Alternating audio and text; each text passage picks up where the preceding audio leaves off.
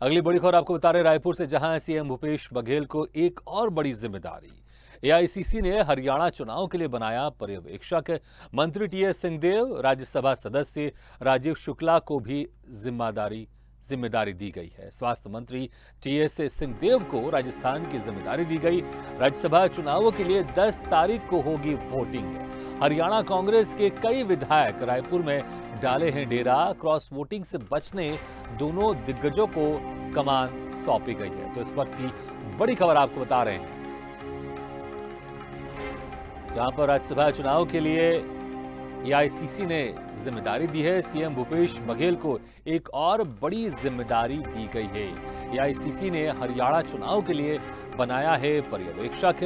मंत्री टीएस सिंहदेव, राज्यसभा सदस्य राजीव शुक्ला को भी जिम्मेदारी दी गई है। स्वास्थ्य मंत्री टीएस सिंहदेव को राजस्थान की जिम्मेदारी दी गई है। राज्यसभा चुनाव के लिए 10 तारीख को होगी वोटिंग। हरियाणा कांग्रेस के कई विधायक रायपुर में डाले हैं डेरा। क्रॉस वोटिंग से बचने दोनों दिग्गजों को कमान। इस खबर पर ज्यादा जानकारी के लिए बात करते हैं हमारी संवाददाता अंकिता शर्मा से। अंकिता, यहां पर जिस तरह से राज्यसभा चुनाव होने उसको लेकर अब छत्तीसगढ़ के जो मुख्यमंत्री हैं भूपेश बघेल, उनको जिम्मेदारी दी गई है। हरियाणा का उनको पर्यवेक्षक बनाया गया है। जी बिल्कुल, देखिए दोनों शीर्ष नेताओं को बड़ी जिम्मेदारी शीर्ष नेताओं के द्वारा दी गई। अगर बात की जाए सीएम भूपेश बघेल की, तो उन्हें हरियाणा चुनाव का पर्यवेक्षक बनाया गया। वहीं अगर बात की जाए स्वास्थ्य मंत्री टीएस सिंहदेव को जो है राजस्थान का जिम्मा सौंपा गया। साफ तौर पर दोनों जगह देखिए राज्यसभा का चुनाव होना है, ऐसे में 10 तारीख को जो है वोटिंग होना है। और देखिए क्रॉस वोटिंग रोकने के लिए तो बड़ी जिम्मेदारी जो है दोनों को ही दी गई है। साफ अगर बात की जाए सीएम भूपेश बघेल की, तो उन्होंने आज हरियाणा चुनाव के लिए पर्यवेक्षक बनाया है और इसके साथ ही मंत्री टीएस सिंहदेव को राज्यसभा सदस्य राजीव शुक्ला को भी जिम्मा सौंपा गया है।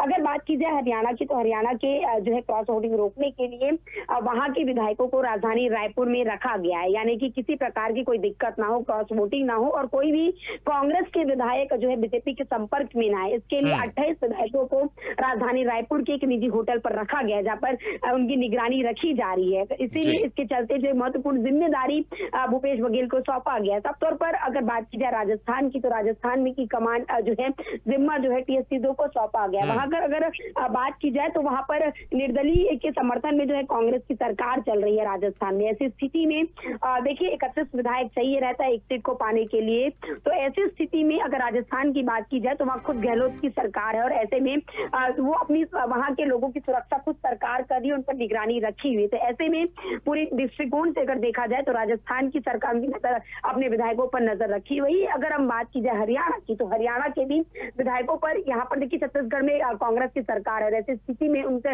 यहाँ के विधायकों पर कड़ी नजर रखने के लिए हरियाणा के जो विधायक हैं उनको जो है छत्तीसगढ़ भेजा गया है। ऐसी स्थिति में अगर बात की जाए उनकी निगरानी खुद अगर बात की जाए, तो पूर्व मुख्यमंत्री के जो बेटे हैं दीपेंद्र हुड्डा खुद अगुवाई कर रहे हैं, उन पर इनकी जो स्थिति इनके साथ रह रहे हैं। ऐसी स्थिति में कहा जा रहा है कि कोई भी विधायक इधर से उधर ना हो, जिसके चलते नेता जो उनके जो बड़े शीर्ष नेता हैं, जैसे कि टीएस सिंहदेव, प्रदेश मुख्यमंत्री भूपेश बघेल, उनको जिम्मेदारी सौंपी गई है। साफ तौर पर कहा यह भी चाहता है कि बीजेपी तोड़फोड़ की राजनीति करती है, कि बीजेपी कहीं कांग्रेस के विधायक को अपने साइड ना कर ले, किसी प्रकार की बातचीत ना हो। इससे पूरी निगरानी दो वरिष्ठ नेताओं को इस बार दी गई है। जी बिल्कुल अंकिता, बहुत बहुत शुक्रिया इस तमाम जानकारी के लिए।